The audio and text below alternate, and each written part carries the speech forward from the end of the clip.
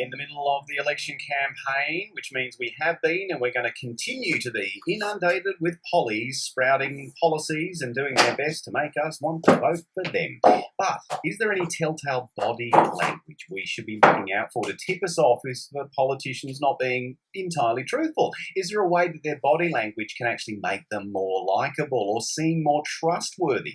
Well, according to body language expert Kirsty Milligan, there certainly is. And Kirsty joins me now to share some of her tips on how to read that body language and also what she makes of the leaders, particularly in the debate last night. Kirsty, welcome to ABC Far North. Thanks very much. How are you today? Good. So first, let's set the scene. How important is body language for politicians? Well, when we're reading personal communication, 55% of what we will read will come from non-verbal cues, expressions and actions. So it's really important as far as presidential debates go. And we can sort of trace that all the way back to in 1960 and the very infamous Kennedy-Nixon debate when for the first time it was actually broadcast on television. It was the first presidential debate broadcast on television, and 70 million people tuned in to watch Kennedy and Nixon go head-to-head on camera. Now, if you listen to the radio version of the debate, there was just a slight win to Nixon, and some really interesting things happened behind the scenes prior to the televised debate. And of those 70 million people that tuned in, most of them thought that Kennedy won. He had a huge bump in the polls, and the rest is history. So it really matters. Yeah, I mean, that was the one where Nixon kind of sweated uncontrollably too, didn't he, Kirsty? That's right. And, he had just 2 weeks prior come out from surgery. He was in recovery. His weight was fluctuating. His suit didn't fit well. His camp had made this decision that, it was all new to them, this camera thing, so they didn't want to do stage makeup because they thought Kennedy's camp wasn't doing it. Kennedy had actually just been campaigning in California. He was tan. He was young. He was big. He had a perfect suit on. He opted at the last minute to use stage makeup. Looked phenomenal, whilst Nixon sweated and was really uncomfortable. He didn't look like a leader at all. So that's the point where it's changed for all of us. So clearly this must be a subject which the politicians receive some kind of training or education on, Kirsty? Well, most of them do, and they'll usually start round about that pre-selection time because that's when they really need to lay those foundations. As two great media controllers, certainly once they're pre-selected, they will go through media training. And Kirsty, what kind of percentage of this, like the Nixon example, that's one that's really obvious, it's not kind of subconscious, but I'd imagine quite a lot of it is subconscious messaging that's coming through to us. We're not perhaps aware of how it's making us feel, but we're still feeling that way. You're absolutely right. And one of the interesting things is once you tell people the little tell signs, you get it straight away. Yes, I do feel that way. I do feel distrusting of people who put their fingers over their mouth when they're talking to me. It makes me feel uncomfortable. If someone taps their ear, I think there's something wrong with what you're telling me. If someone blinks incessantly, like Scott Morrison does when he's saying something that he doesn't like, we know there's just something a little bit off about that. We can tell when a person's physical presence is in retreat from us and when they're welcoming to us. Okay, Kirsty, so you've mentioned touching or putting your fingers over your mouth, playing with your ear or blinking quite a bit. That's leading us now, I guess, into a bit of a report card on what you saw happen last night. So what you were describing Scott Morrison doing when it comes to the blinking, did you see evidence of that? Yeah, I did. That was really interesting. That's one of his big tells. He doesn't have very many. He's quite controlled and has quite a strong leadership presence. He does many things from his strong chopping hand movements to his open hands and his open body and the placement of his face and chin that are giving us great signals. One of the only ones that he doesn't have a lot of control over is his rapid eye blinking when he doesn't like something that he's saying. And we actually saw that twice in the leadership debate last night.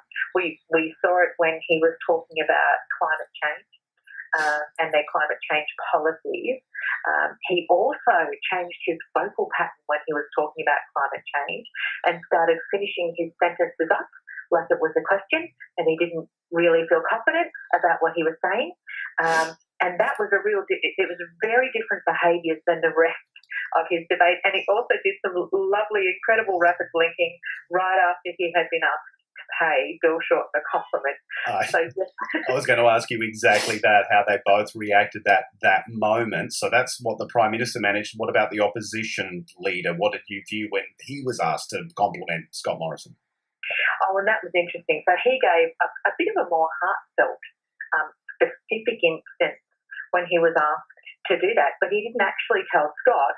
He told the audience and looked away, and then when he had finished, he has this habit of doing this a smirk smile. So, and this one wasn't even tilted up. So when we smile, it's one of those interactions we use to tell people that they're safe with us. I'm going to be a friend for you, and you're going to be safe for me, and I can supply something to you. When we provide only a portion of the data, so a half a smile or a smile without using our eyes, because we know that when we smile, our cheeks lift up and our eyes close a little bit and get those wrinkles at the side. So if we give half of that information, we go straight into predator characteristics. That's where we put you. So when he does his half flat smile, which just shows a bit of teeth like he really wants to bite you, he's not really smiling at you, that's what he gave us after he paid his compliment to Scott. So he paid him a lovely compliment, and he actually would have just liked to eat him. Yeah, so he felt like he had, essentially, right? There was a degree of smugness potentially in feeling how his answer had worked. Yes, yeah. Oh, look, I think he just didn't mean it. Okay, so let's talk a little bit then about what would be happening during the course of the debate themselves. I mean, would they be having people off to the side, making movements with their hands or trying to counsel them in some way as to what to do? Well, I think that could be potentially quite off-putting. And I watched it live stream, so there were no commercials on the version that I watched. So you could definitely tell that they weren't getting signals from elsewhere because their eye movement wasn't going to another space outside. So it didn't look like that at all. What I did find interesting was that Bill had a lot of notes, and his notes, at one point, even a page fell off. They were loose leaf notes. He had to refer to them many times, and they seemed to distract him a little bit, whereas Scott Morrison was very comfortable with the fact that he knew his information. He didn't have any notes or any cards. He's very good at remembering and drawing on facts and figures, and Bill needed to go to his notes for that. And referring away from things, as far as body language concerns, means that you've now taken your eyes off me or off the camera, and we've disengaged because you've looked down or you've started looking at something else. So I'm not saying having notes is a bad thing. If you need to remember that way, maybe that's a really great way for you to remember, but you can't disengage yourself from your audience while you're doing that. Now, it was really interesting before, Kirsty, you talked about Bill Shorten not looking at Scott Morrison as he delivered that compliment, which, as you described, was quite a more personal and heartfelt one, perhaps in comparison to Mr. Morrison's himself. But he did, during the course of the debate, spend a lot of time not addressing Scott Morrison. And in fact, that one of the people who was running it actually said, you can speak directly to the Prime Minister if you want, Bill Shorten. Do you think that was a choice specifically on his behalf? Well, he did say straight after that he'd been told to look straight down the camera. So I think he was following the direction. And then Scott made the first sort of notion to look directly at Bill. And then I think Bill was caught a bit off guard and felt a bit embarrassed that he was told he could look at Scott before he was told that he couldn't. But even then afterwards, you could see that Scott found it much easier to look directly at Bill than Bill did to look directly at Scott.